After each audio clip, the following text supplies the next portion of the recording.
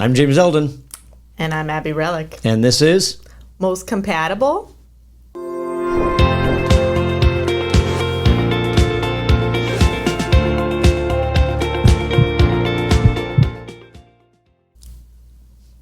was waiting for that. No, not this time. It's September, so, that's over. That was the summer fun. And if you've noticed, we're on the same side of the camera. And so, if that's the case, you know what this means.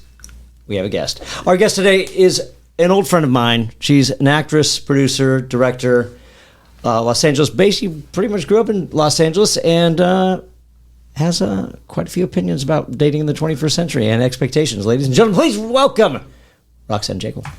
Hello. Thanks for coming Hi, in. Roxanne. Hi, everyone. Thank you. Yeah, thanks for coming on. Thanks for having me. So, we've kind of delved into this a little bit, and I think that nowadays I think there always will be. I think there's always been expectations as far as dating goes, and you mentioned it a little while ago, and I've known you again for 11 years. That for the most part you've been single. And there's some expectations. I mean, I was one of those people that's, I know the type. I know who Roxanne dates. And then something amazing happened. I don't think amazing. Something unexpected for maybe your friends, maybe you as well. You met somebody. In a lot of ways, it was unexpected. Yeah. So let's start in the beginning and what those expectations are, because you probably can describe that more than anybody else can. Well, maybe from my own perspective, but I think, other people are always going to have different perspectives than you do. And I think I did date a lot of the types of men you might be thinking of. But from my perspective, it was really a matter of confidence. I really have always been attracted to confidence, excitement. And that often translates into, bad ideas. And I used to really, really resent the idea that, the nice guy finishes last. Assholes have some sort of, appeal. I really, as much as I can look back and say that there were some of those elements happening, that isn't ultimately what drew me into, the men that I was dating. But there were a lot of games.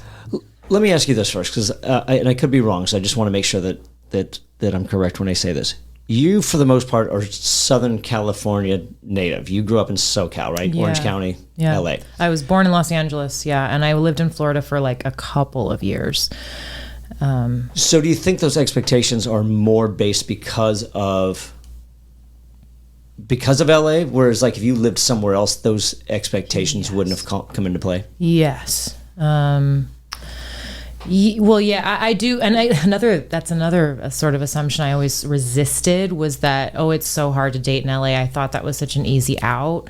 But I have grown up here and lived my adult life here. And I do feel like it brings a certain type of person to this city that you really can't deny is a sort of self-serving purpose. Okay. Often brings people here. And there's always going to be an exception to that rule. But I think for the most part, we have a larger proportion of people that are here for a self-serving goal than you would find in a lot of other places in the country. And that is going to bleed into your personal life and how you look at dating too.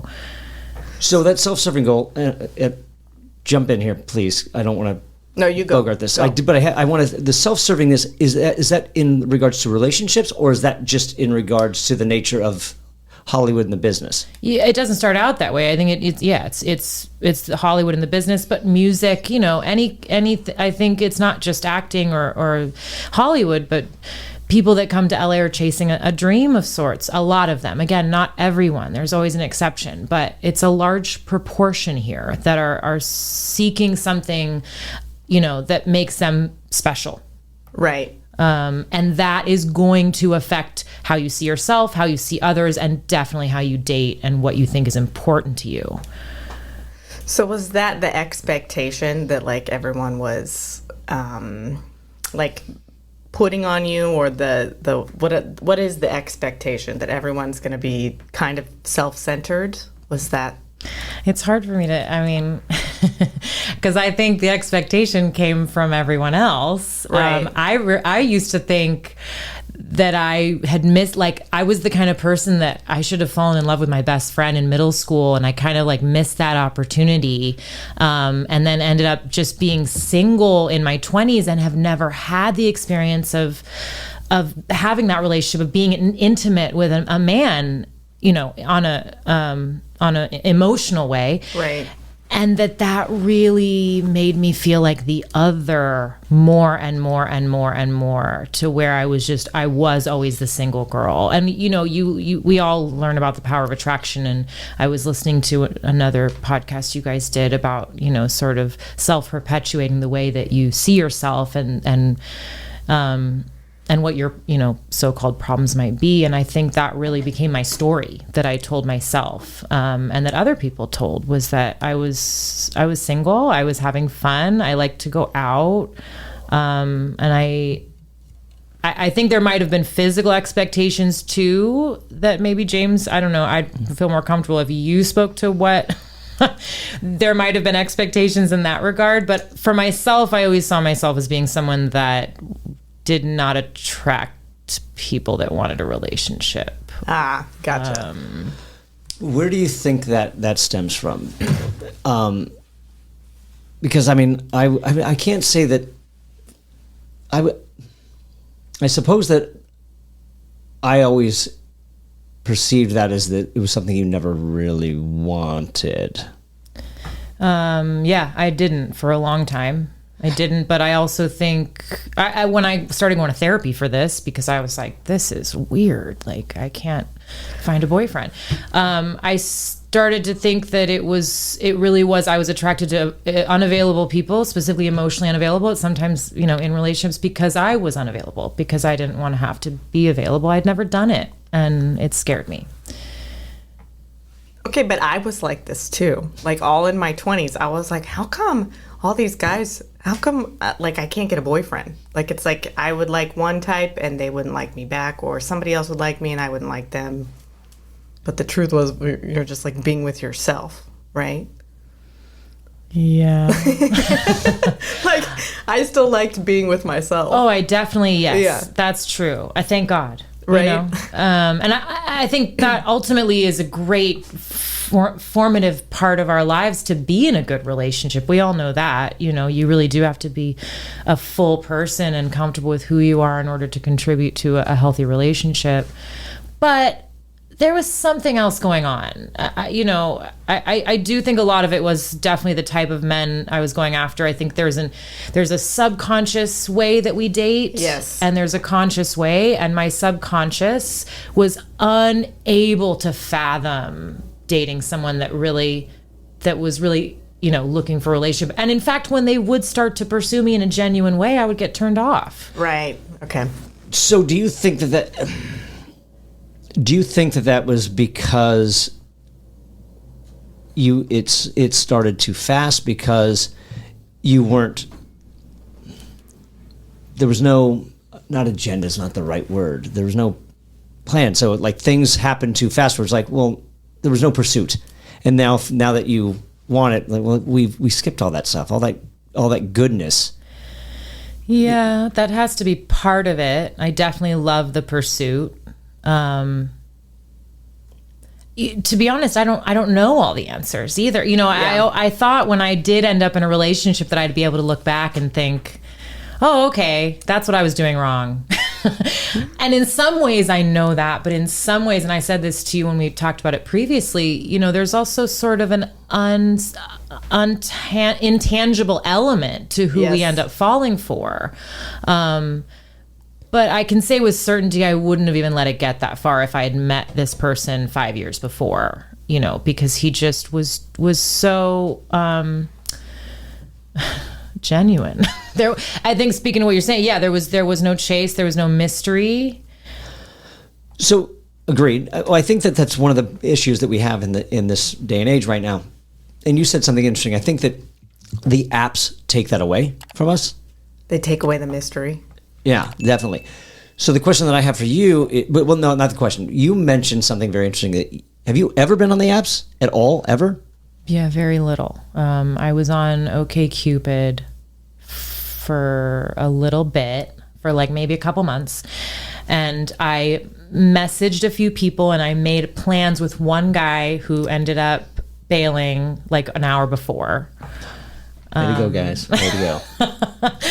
And that was as close as I got to sort of dipping my toe in. But for me, the apps, I've always been a real sort of gut person when it comes to people, and friends as well, any kind of relationship. And I just have never, I could talk to you for a month on texting and would still have no idea if I was interested until I'm going to meet you. Like the in-person, the chemistry, your demeanor, the way you look me in the eye, things that would never. And so I'm just like, why am I going to waste my time texting, Well, and that's something that Abby and I have talked about when when we go through these episodes and we talk about the apps, is like, I'm a cut to the chase guy. The first thing I'm like, when are you free to meet up?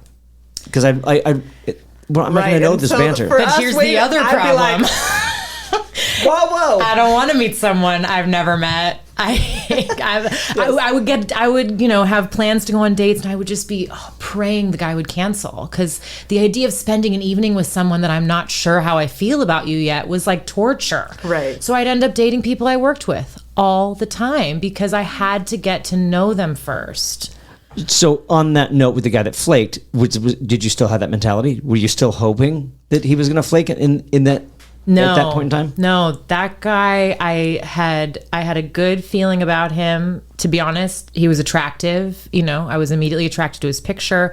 We had a fun little banter, which didn't happen for me very often. The banter, these yes, messages, the banter, in a way that wasn't like too much. Like, we weren't texting back and forth all the time, but when we did talk, it was easy and cute. And I was willing to let that. I was, excited about that. But I can count on my hand how many times I've been excited about a first date. Right. Out of the many, many first dates. Right. So I want to go back a little bit, because what do you find the expectation was for you?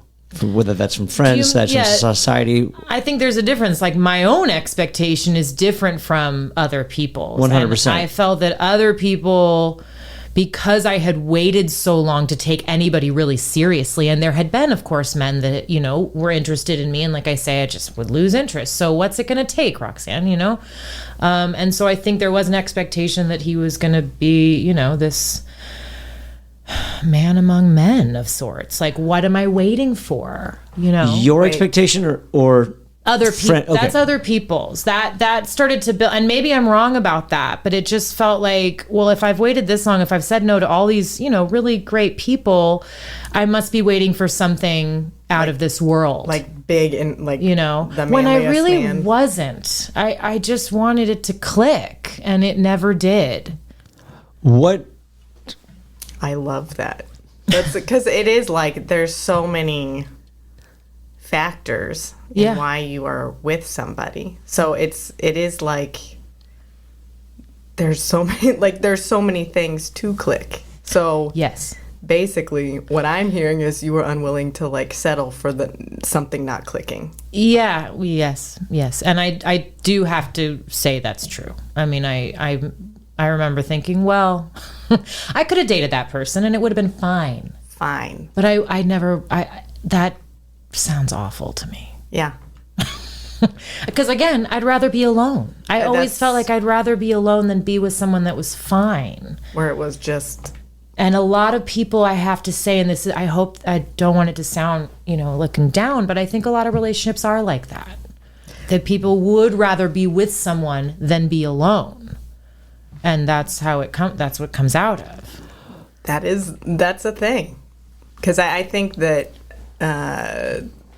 it's like you don't want to spend time alone, so you're okay, like going along with it. Like I've had so many friends be like, oh yeah, they're okay. and I like in my 20s, now not so much, but in my 20s I'd be like, well, why don't you go find somebody else? Yeah. But what were you going to say, James? No.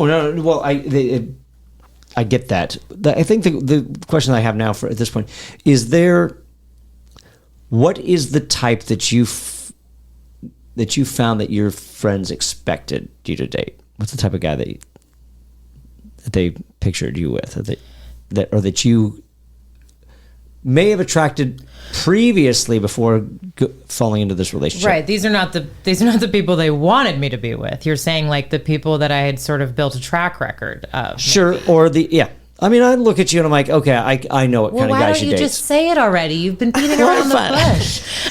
Yeah, just You're say the it. one that knows. Is it like Rocker Man with tattoos? No. Like... I think it's tall guy, chiseled. Tall guy? He's got to say Tall guy, I won't tall. say why later. Tall. No. I know. Like I would say, like, My boyfriend probably is not tall.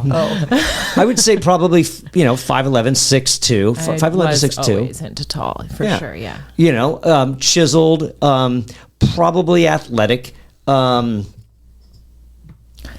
don't know about. I don't want to say. I am not. I don't want to say egotistical. Like Hollywood type. Pretty typical. Yeah. A very good-looking man. Yeah. A very good-looking man. Yeah. Yes. Yeah, I mean, but more, more. I think good looking in a way of like they present themselves as being good look. Because there are guys out there that like they're not. Maybe I've been attracted to people that I wasn't attracted to initially, or that maybe weren't your like golden boy. I'm not whatever, but somebody that presents themselves as though they have something special to offer. Yes. And they may know it. Yes. For better or worse. Yes. And just to clarify, I didn't answer because I'm under the assumption that what I have in my mind for you is what everybody else kind of had. And that's why I asked what your friends, if they had that same idea for you as well. I don't know that they did. I mean, because if you do get to know me, I don't know. I think a lot of my friends were disappointed in who I was dating. I mean, I very much. But before or now? Before now? Before or now? Oh, no. Yeah, before. Before. That I was always with somebody that was a bit of a jerk. I don't even want to say it because I'm still friends with a lot of them. I mean a jerk in dating, in the way that the games, the way that they treated me, the way that it was never a real... The jerk in boyfriend-girlfriend land. Yeah. Yeah, not in... Because if any of them happen to watch, I love some of them still dearly. Sure. But there was no future there. Right. Sure. What I mean by that is that I know they were disappointed, but were those still the type of guys that you were landing? They were always, like I say, they were always unavailable somehow. Right. Always. I was never interested in someone that took a relationship really seriously. And that's where I started going to therapy because I was like, that's me. That has to be me. So what did you find out? Well, not a lot. So this is not an advocacy for therapy. Is that what you're saying? No, I very much believe in therapy. I think going back to the clicking of it all, it doesn't come down to any kind of black or white, or any kind of like, just fix this about yourself and you'll attract the right person. I even said this to you. I think a lot of my relationship was the right place at the right time. Being so fed up with this type of person and having like a couple relationships at this when I met my boyfriend, like there were a few situations to the point that I felt like overwhelmed by the BS. Right. And that's the only reason that I was so open to somebody that was the opposite of that. Well, that's what Janet said too when we had Janet on. She said when she met her now husband, she's like, I was trying with this other guy and it just wasn't working. Like it's not like he's a bad person. It just, and then when she met her husband, she was like, it just kind of went. Like it just kind of worked. And I remember because he wasn't the kind of person I was used to being with in physically and, I don't know, personality wise, one of my close friends said, maybe you just date him for a few months. Maybe he's not forever, but maybe you date him for a few months so you know what it's like to be in a relationship that feels that way. And that's really what got me, to take it seriously, was like, I need this for myself. Right. I need to give this type of experience a chance so that I don't keep perpetuating it, because it's me that's doing it. Right. And I don't know how to get out of something I've lived in for 35 years. Right. So, all right, a couple of things. When I said, what did you learn? What did you learn about yourself? Did you learn anything about yourself?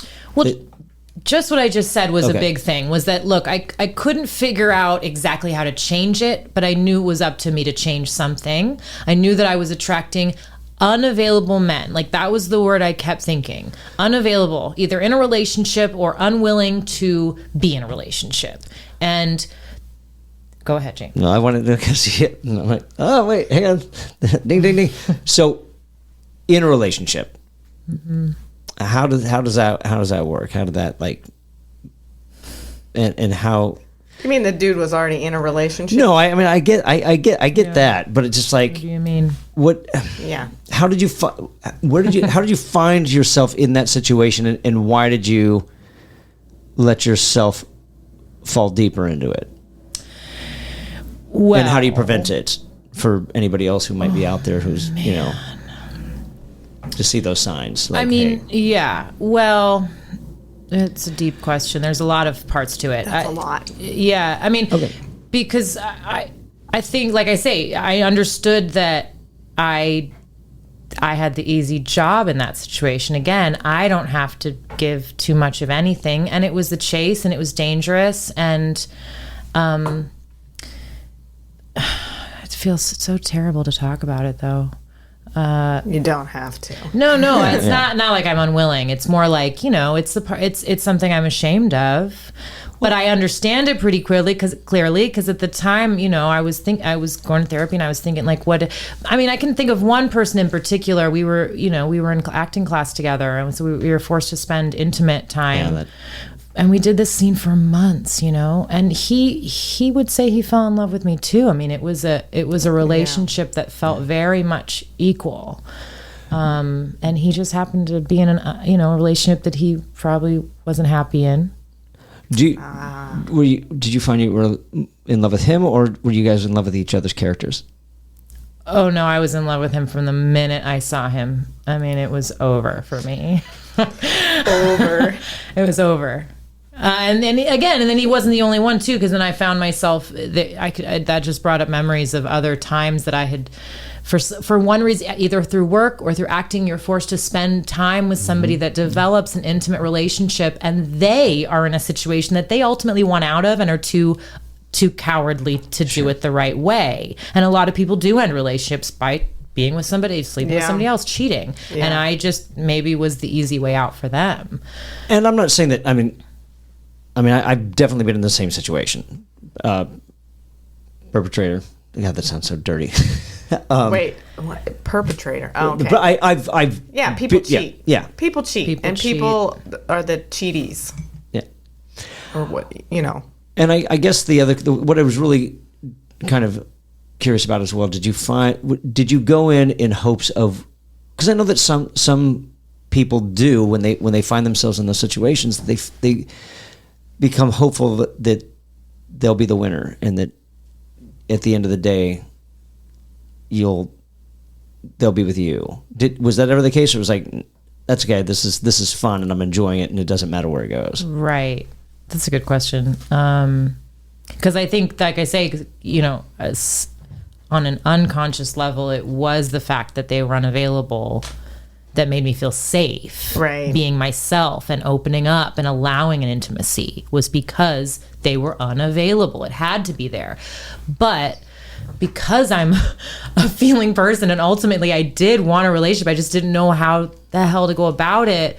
I would say out of I can think of three situations that are like this, that there was really only the one that I said, like I said, I was in love with him from day one, and I definitely, held on to that even after. But when he came to me and told me his feelings and what are we going to do about this, I was still a woman of principle somehow. I was still like, you're going to figure out what you want before this goes any further. I mean, Right. I wouldn't sleep with him. It wasn't, somehow have very specific boundaries I uphold, even though I allow it to go, certain. But feelings happen. Like, that's what I mean. It's okay. Yeah, that's. So I was like, okay, as long as I hold on to that, I'm not going to sleep with them. I'm not going to. Right. We're not going to go out anymore. Now that we've revealed our feelings, we weren't hanging out anymore. Right. Because I still, once it was all in the open, I was then able to be like, oh, okay, I'm not this kind of person. Right. We're not going to do this unless you want to break up with her.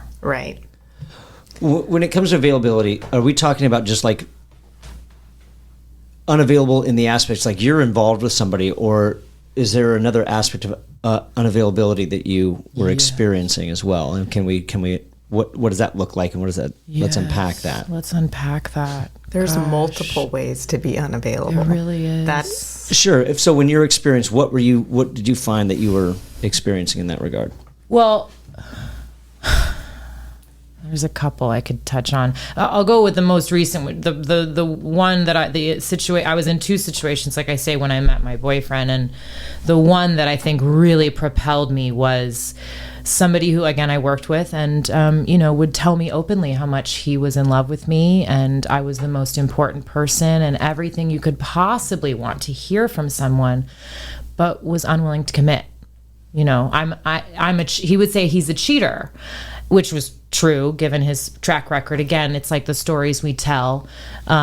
He was a cheater, and he didn't want to do that to me. And because I was so important, I was his best friend, I was the most important person, he couldn't cheat on me, so therefore he couldn't date me.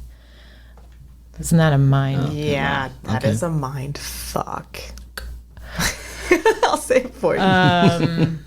You can cuss on this, Roxanne. Okay. I've been wondering that since I'm like, can. I'm sure I can, but and it's so, you look, we all have situations we look back on and think, how did I put up with that for that long? What the hell was wrong with me? But people like this, they know what they're doing, and they say the right things, and you believe what you want to hear. And to be honest, looking back, I honestly believe everything he said. Even now that I can look back and I see the way we interact now, and I see he was right. He did really love me, and he was going to cheat on me. Right. Doesn't make what happened right, or the way he went about it right, or I should have, as soon as he said that, I should have moved on, and I didn't. Why do you think that is? Because he was unavailable. It was exactly what I wanted. Yeah. Understood. Okay. Because there's something like fun about that too. Yeah. There is. It is like a little game. It's kind of like, because I figured that it's like a challenge. It is. You're yes. like, oh, I love the challenge. Yeah. Well, does that go back to what we were just talking about as far as the chase goes? And Yeah, this is a new form of challenge. chase. It's like if you're somewhat competitive, it's fun, and it is nice. It's like flattering to have someone be like, "I'm so in love with you, and I care about you so special that I can't date that you. I can't date you." Like that would make you feel amazing. It really, it almost does more so looking back, because I remember at the time thinking, you are so full of shit. Like, Right. I had been in this situation before. I had this conversation before, if you can believe it. And I was like, it's always an excuse. When you want to be with someone, you just are. Even if you think you're going to cheat on them, even if you know you're bad news for them, you can't help yourself. So if you're giving me excuses to why you can't be in a relationship with me, it's because you don't, period. And I knew that. Right. But because I was addicted to the experience, the chase, but also, again, going back, because it was also the freedom of getting to be myself without the expectation. I could just remember when I would date guys that really wanted to date me genuinely, I felt so much pressure and expectation that I just ran away. And when I was with someone that didn't have that was for one reason or another in a relationship, told me they weren't, was unavailable, I felt freedom. I felt like I could be myself, and I could take my time, and I didn't have to worry about it until I fell for them, and then I was fucked. Right. There's like no pressure. Yeah. Until. And if I may, not to jump too far ahead, but just as I'm saying it, realizing the relationship I'm in now, the freedom he gave me was the freedom of, I'm here. Yeah. And I'm willing to wait. I'm cool with whatever you want to do. I don't need anything, but I really like you and I'm down for this experience and let's just hang out. And that also was a freedom for me. So, because I want to jump into that, I want to get to that point because we've been leading people on. But you said that there were pressures that you were going through. Are those pressures that you put on yourself, or were those pressures that the other person was putting on you? I think the other person. I think if I really think about like what I was afraid of, it was like, oh, they're just they just want too much from me. Like, I'm just not ready for that. I don't know if I even like you that much yet. Yes. I don't want you to, I don't need to see you every creeps week. me out.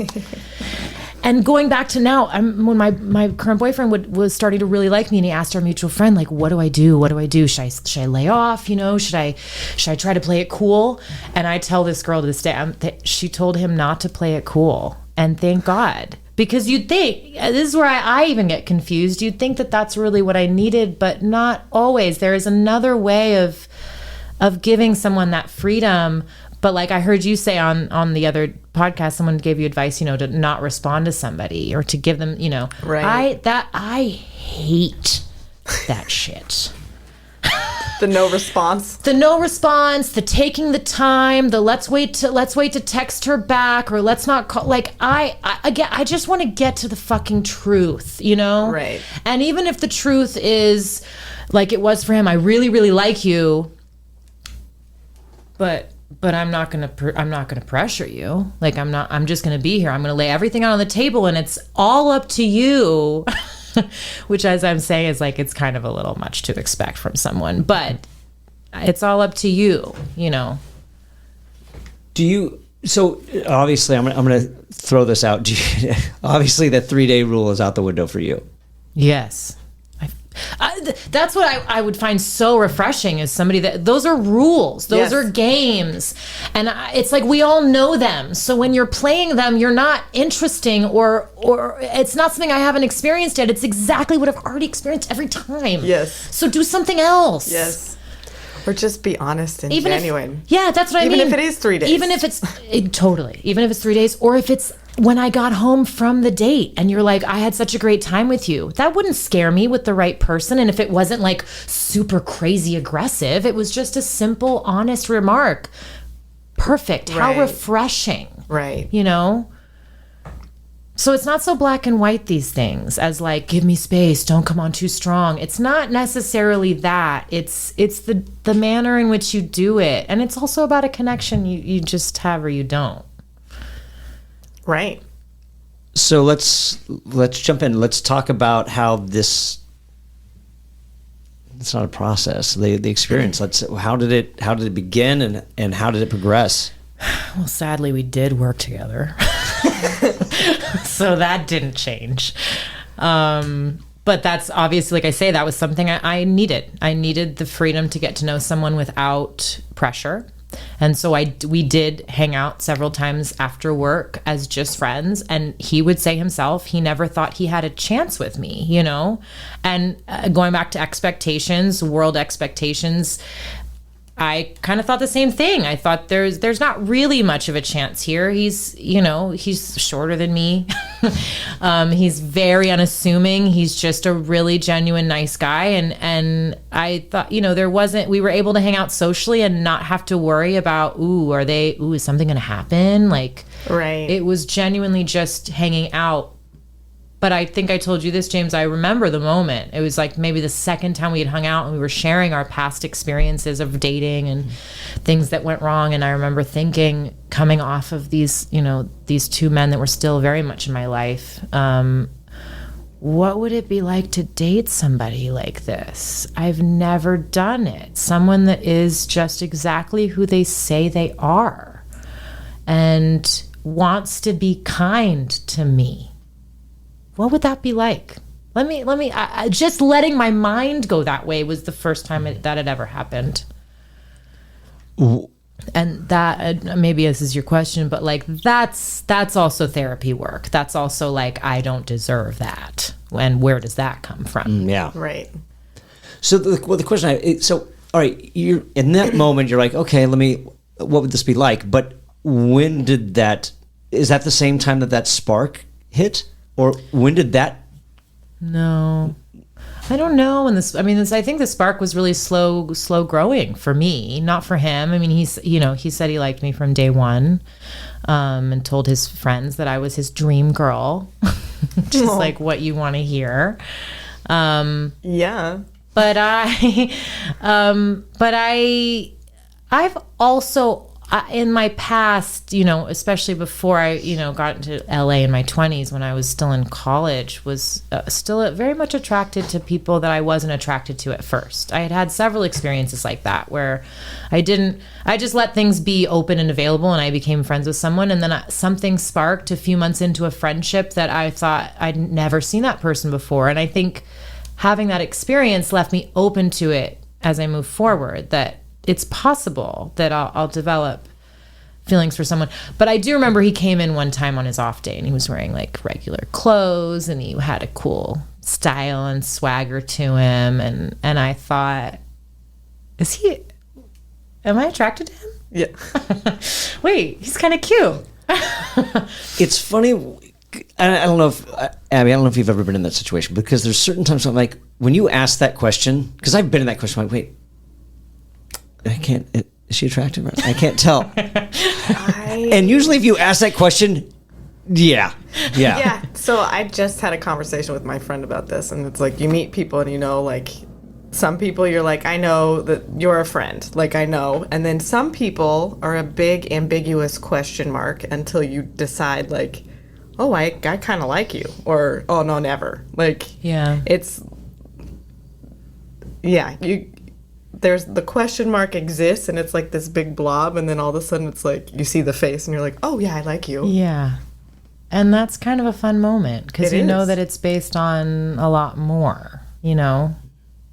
It's deeper. Yeah, and I think I maybe from having been with attractive people a lot, as we covered earlier, that was less interesting to me as well. And I want to clarify something, because it's not, because you said more having been with attractive people before, and that's, you're not saying that your current boyfriend is not attractive. No, and I didn't mean even more compared to him. No, I meant more compare in the general terms of, that's what you're going for, and that's what you have to offer, really. Right. The most that you have to offer is your appearance. No, because what attraction, I think, is based on so many other factors, and that's when I started to become attracted to him based on there was the style and his appearance, but that was coming from now hanging out with him and having these other sort of warm feelings about him. So were the times before always just hanging out like post work, so you guys are both in your uniform, you haven't quite seen, it's been a long shift, it's 8 hours in, you're kind of like sweaty and kind of disheveled. Yeah. So was that the moment? Can you say that was probably the moment where it's like, oh, okay, all right.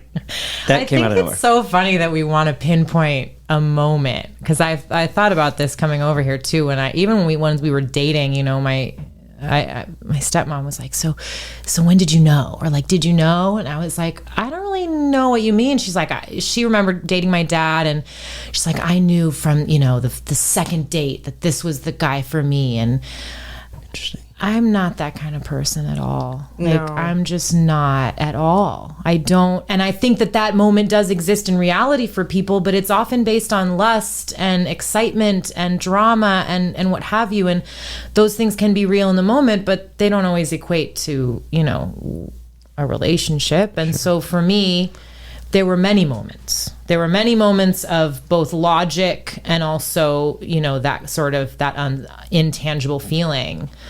And he even because he was my manager, so there was even a moment where we were deciding probably to end this. We'd really only hung out at this point maybe a month. We'd maybe kissed, nothing too much. But we knew that it really, if we were going to move forward, we had to probably be sure, because it was a dangerous situation. In most places, it's not allowed. In our restaurant, it was allowed. But we weren't really willing to risk too much. And he really challenged me. He's like, well, why do you even like me? You know? And that a lot of times would have turned me off too. But it at the time, it kind of forced me to think, okay, you know, what do I like about you? And is this something I do genuinely want to pursue? And in explaining it to him, I kind of convinced myself too, you know? Yeah, because then you come up with the things and you're like, oh, wow. I was like, and even to this day, I mean, we're 5 years in, and we're celebrating 5 years next week. Congratulations. Haven't had a relationship longer than 2 months before this. Wow. It's a very big deal for me. Let this be a lesson. But, you know, I think anyone who's been in long-term relationships, I mean, it's constantly growing and evolving, and there's constantly moments of, you know, do I want to keep doing this? Not constantly, but you have, I think that's healthy. No, of course, I don't think 100%. we should settle into, you know, this is just it for the rest of my life, and I don't have to think about it ever again. I don't have to do anything because everyone's going to change. Yeah. Yeah, we're constantly changing and evolving, and I even sometimes think about what might it be like to date when I'm older. Who knows what could happen? Right. You know?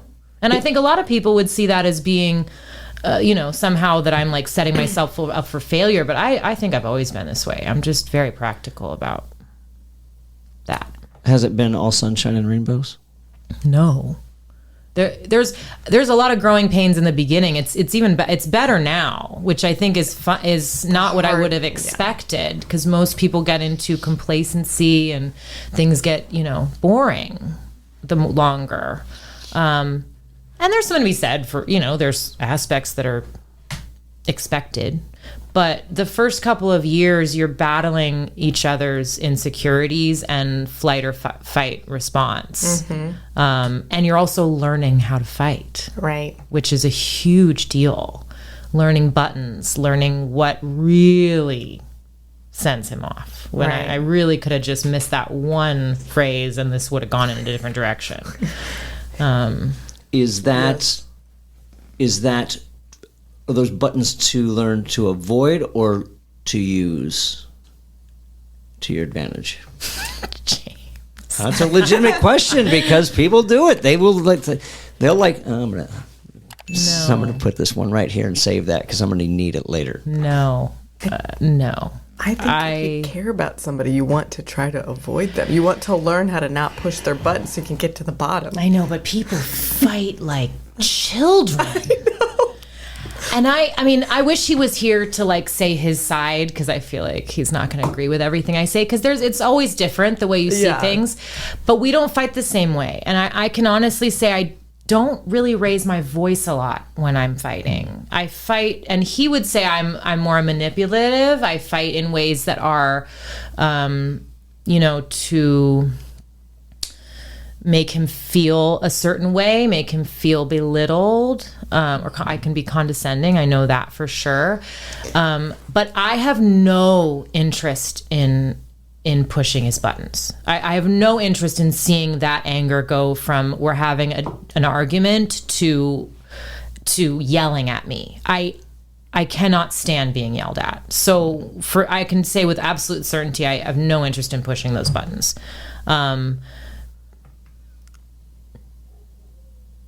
I'm just trying to make sure I really think I honestly answer your question, though, because I'm sure that we all try to be strategic, and I do probably fight strategically in some ways. Sure.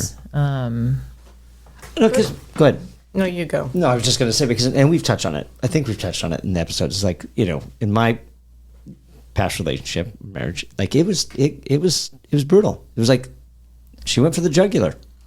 She used stuff, and she was like, I'm going to hurt you. Right. You know? I think we fight in ways that we're like, it's like inside of us. It's like a subconscious, like you say, if it's like manipulative, like you learned that somewhere. So it's like, you're not like trying to attack them. You're just, that's how you know how to go about a disagreement. Yeah. And so maybe your ex, it's like that's all she knew how to do is go for the jugular.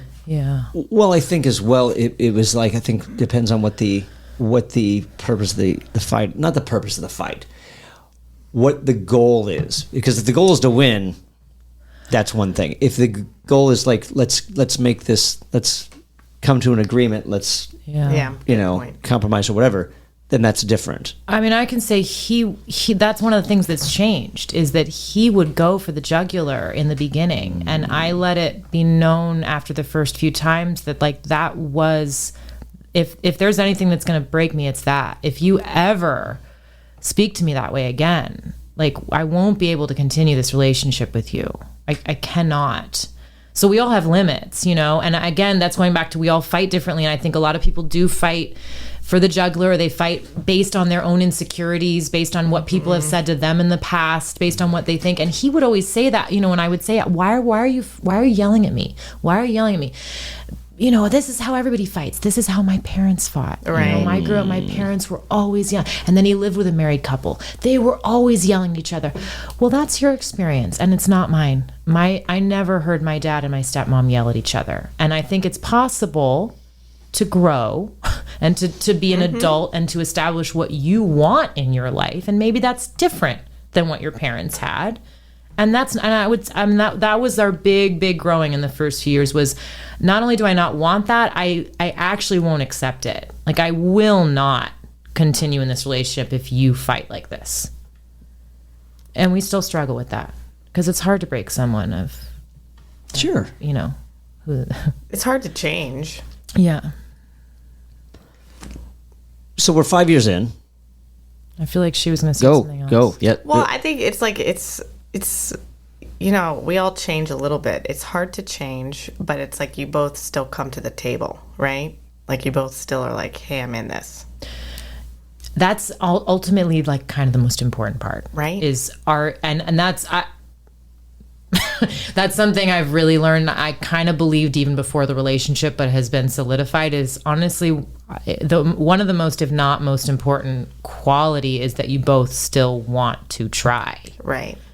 And because we've been in arguments that we didn't come to we didn't finalize, we didn't come to an agreement, that we still would argue about it if you brought it up, but we both want to be in the relationship still. So let's move on. Yep. So I think that you touched on a good point, because what you're saying is like both people are willing to change, but there's not that expectation to change, or am I wrong? I don't know. I think there's an expectation to change, for things that are deal breakers. And for me, the anger was becoming a deal breaker. Agreed. And that's not when I say change. Evolve is maybe a better way to put it. But like, I don't like you like this. I don't like that you do this. I want you to change for me. And I think that's different than saying, look, we got to work past this, and we.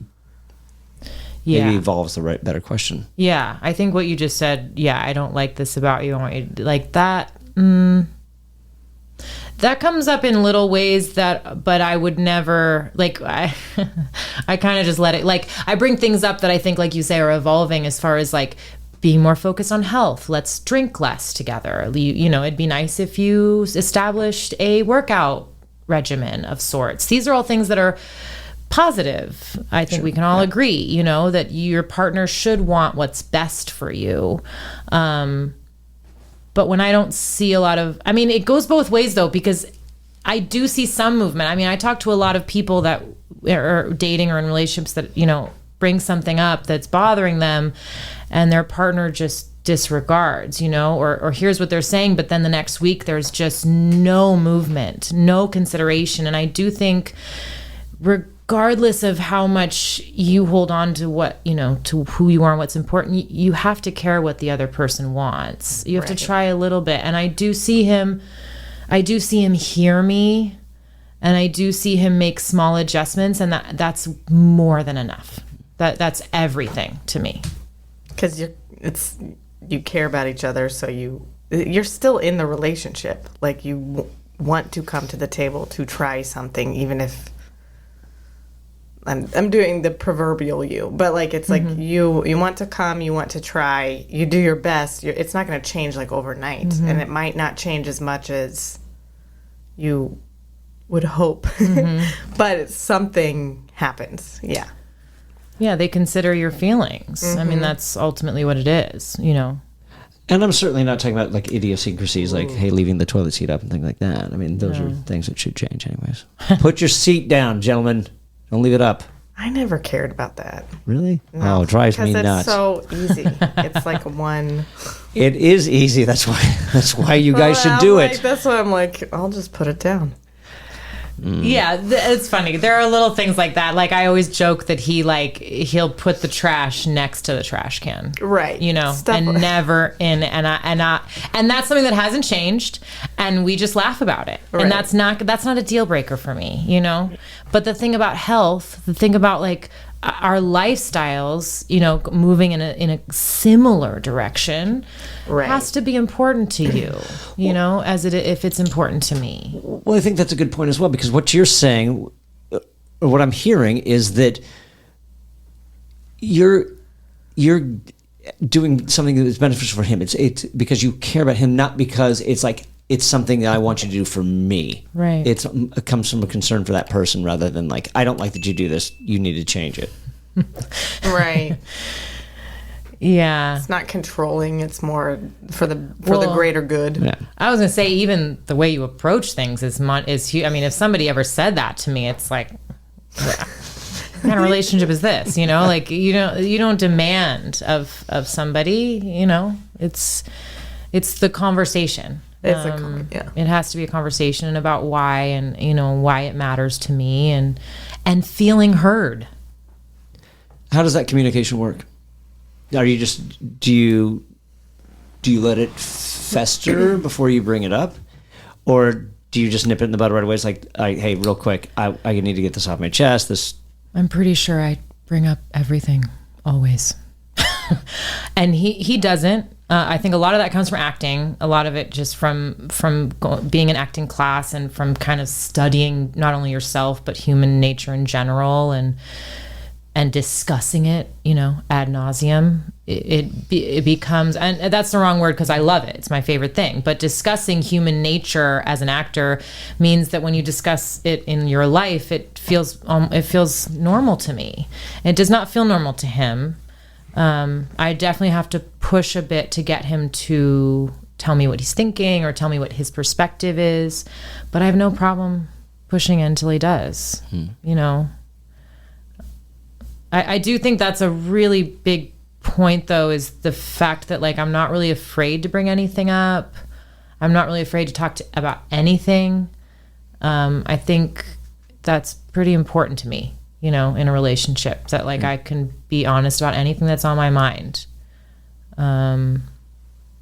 Anything. That's huge. Where do you fall into that?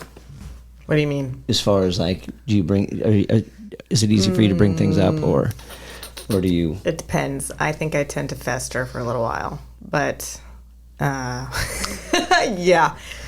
Well, I think but sometimes it's easier in like one stint of your life. Sometimes it depends on the subject that you're bringing up. Sometimes it depends on the person. It depends on what they're doing. Like, yeah, because it can't always be for the best. I mean, I've had one of my friend tell me, she, like, I don't remember what we were talking about, but we were comparing a common situation, and her saying she wouldn't say that to her boyfriend because she knows how it would affect him. She knows it would make him feel bad, and she knows what would come out of that. And I thought, I don't know which one of us is ultimately right, because she's understanding her boyfriend's limitations and deciding that maybe it's ultimately not worth it. Whereas I think I'd rather just get it out there and deal with the fallout. Right. You know? And I don't know that one's better than the other. I think it depends on the people, you know, and the situation. Yeah, like what you want, like what type of relationship you want. Because some, you know, like some people are like, I just want it to be honest. Like, let's just lay it all out. Then you got to look at that. Some people are like, let's just only talk about the big things. It depends. I couldn't do that. I mean, even even specifically, my ex-boyfriend called me a few months ago, and we had a long conversation, and I remember asking, not people, but like my mom, how much of this should I let him know about? I'm definitely going to tell him. Right. Because that's, again, just who I am. And people are like, did you tell him? Yeah, of course I told him. Right. Like, that's not even a question for me. I would never because I would never want him to, to see on my phone some other way. Right. So he's calling me right now. Nice. He knows. But so that for me, like, I think that just understanding yourself in some ways is like, I understand that I need to be honest about things in order to feel okay about what I'm doing, and especially something like that, where it's like, if then I didn't reveal it to him, it would feel more right. Not right. But if I had a boyfriend who was crazy jealous and I knew that his response was going to be, a fight all night, I would probably not be in that relationship, but because of who I am. But B, I wouldn't bring it up. But again, that's why I can't be in relationships like that. Right. What do you attribute the success to? Is it all coming down to honesty and communication, or? That's a lot of it. Yeah. I mean, to give him credit, he's not the jealous type. He doesn't, I know people that, can't hang out. Like, I could hang out with any of my guy friends and not have it be a concern. And I know many relationships that don't exist like that. And I don't really understand that level of fear, of letting that person go out with somebody else and what could possibly come of that. I think from being independent and single my whole life, I always knew that I'd have to be with someone that would let me continue doing those things. I do a lot of things on my own still. And he's the type of person that doesn't think twice about it, would never worry. So I think that's a huge part of it. But yeah, we all know communication matters, Yeah. It's honesty, communication. Those are huge. And we're nice to each other. You know what I mean? Like, if I have a bad day, he still buys me flowers. Don't underestimate, like, doing those things, And I for him, I don't buy him flowers, but, I make a point. It's like I make a point of making him feel nice when he needs it. Guys like flowers, just for the record. Okay. Don't underestimate. How long until you guys moved in together? Oh my gosh. I would say 3 months. Wow. So when I met him, I had already put my 30-day notice in at my apartment. And then by the time we were dating seriously was a month later, and he helped me move out. And I had always planned on, I moved into a friend's house, just in the interim until I figured out my situation. And so it was like, a month or two later that I was at his house every night, still looking for an apartment. And he, as he was in every step of our relationship, was just so open and giving and wanting of this, that he gave me a key right away. And then, a couple weeks later was like, do you think you should maybe just move in with me? Is it too soon to ask that? And I said, it's definitely too soon, but let's give it a shot. Let's go for it. Sure. You know what I mean? Yeah. What could go wrong besides breaking up anyway? And then I'd have to move somewhere else. And I already was looking. Yeah. So now's the time. And we survived quarantine together. And I swear, I still sometimes feel like a kid who gets to go have a slumber party with her best friend every night. Yeah. That's awesome. It's so much fun. So let me ask you this then. So you moved into his place. So that is not a neutral space. Mm-mm. How was that? Because I know that... Well, he had a roommate too. So it's 2 guys. in a 2-bedroom, and I moved into their 2-bedroom. And it was fine as it could be. We never expected that to be long term because there was a roommate, so it's not like we could really try to settle into as our home. And I very quickly wanted to nest. I was living with 2 guys with, like, I don't know, toys on the mantle, and I just was like, you don't know how cute I could make this home. So as soon as his lease was up, which was about, I'd say 6 to 8 months later, we said we were moving out, and our roommate really didn't understand. He took it personally. He did not like the fact that we were moving out, which I was surprised. I thought anybody would know that, we just want to start our own place together. So it wasn't too long after that we were able to find our own place, and because I had just moved out, I had no furniture, so we both, and he didn't really have a lot of furniture either, so we kind of built from ground zero together the apartment we have, which was really cool. Did you find that was bonding? Yeah, but I'm a control freak, and I mean, he's so easygoing, and I'm such a control freak, So he let me do. I showed him everything, but I picked everything out. I was like, "Dad, do you like this? What do you think about this?" And he loves our apartment, but when he wants to pick a fight with me, he'll say that it's all my stuff. He said that. That was one of those things he said in the middle of a fight a while ago, and then the next day I brought it up, and I was like, "Do you really feel that way?" And he was like, "No, I was just angry." We all put that. We do. We put it in our back pocket. Yeah. We're like, That's what I asked earlier. That's what I was saying. Yeah. Sorry. Oh God. Well, I won't. Well, we'll end it with this advice, because I mean it's the 21st century. It's a lot of apps and stuff like that, and I think that It's nice to hear a story that's natural, where it kind of it bloomed from, without the old-fashioned way, I guess. You mean meeting in person? Yeah, where you get to know each other, and then you start dating, and then you go da da da da da da. Yeah. So what do you say for people that are in an app world? I mean, I get the apps, to be honest. I get it. We're living in a new kind of world. We are interacting in different ways than we did years ago. I understand. And I think partly that just was never my scene. I think for a lot of people it is. A lot of people flirt way better over texting. That was something I realized. I'd be talking to a guy and he'd be so cute and flirty and say things that I'd see him in person. He'd act like he wasn't interested. Yeah. And I would think he wasn't. And then I started to realize, because then it would happen over and over, like, oh no, he's actually more shy in real life. And that's just his like facade of being too cool. But he doesn't even know how to be that way in real life.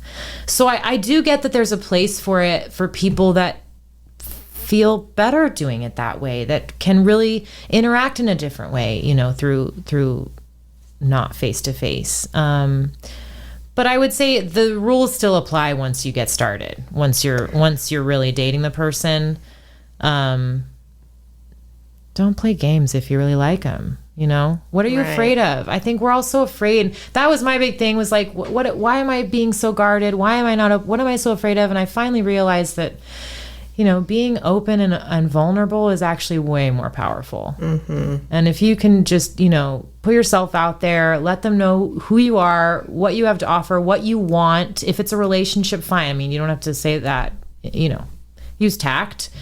I'm ready for a relationship never really works, but don't play games. And if you get tossed aside, that's how it goes. Pick yourself up and try again. Yeah. I think ultimately, like, the thing I really, really fight against is letting those experiences, what's the word? It's like you put up like a shield, like a guard, like armor. When you're bitter, making you hardened, that's the problem, is people that are dating with that. What makes you guys most compatible?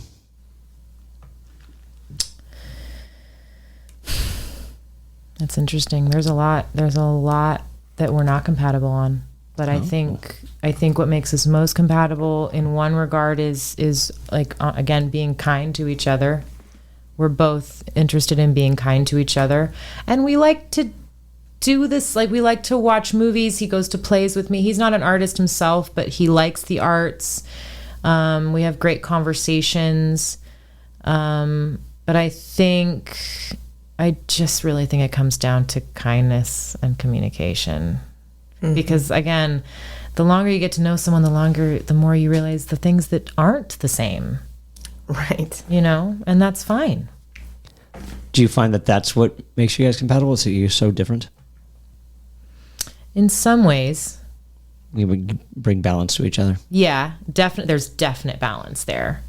But there's also, I just don't think we need our partner to be everything for us either.